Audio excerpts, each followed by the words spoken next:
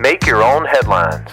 Hey, this is Dow Welsh inviting you to enjoy some random news and make the grace of God your biggest headline of the day. Today's podcast is sponsored by the Ruthergobham Factory and the letter K. So do you have a crazy relative? Is it you? Shane Mason grew up in Charleston, South Carolina. He started waiting tables when he was 18 years old.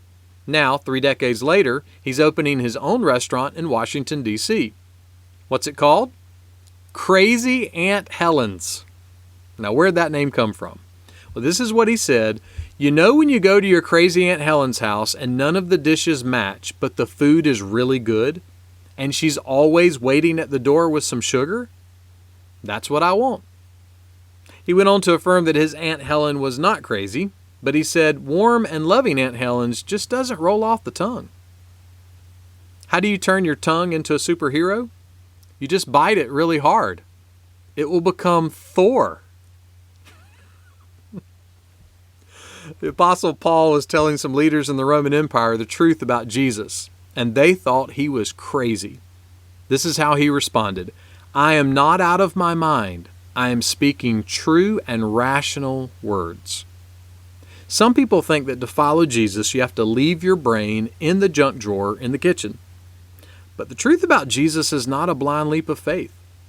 Someone put it this way, we are not called to leap into darkness, but rather to leap out of darkness into the light.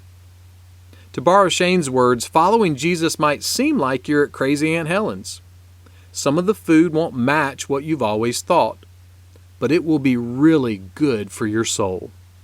And Jesus is always waiting at the door with something sweet. What's that sweet gift?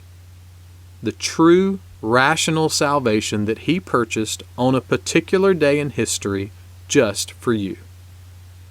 The warm and loving truth about Jesus doesn't just roll off the tongue. It keeps rolling forever and ever. A to the men. Make that one of your headlines today. Make Your Own Headlines is a little smidge of encouragement from Holland Avenue Baptist Church. For more ways to listen to this podcast, for weekly sermons, and for more positive resources, check out hollandavenue.com.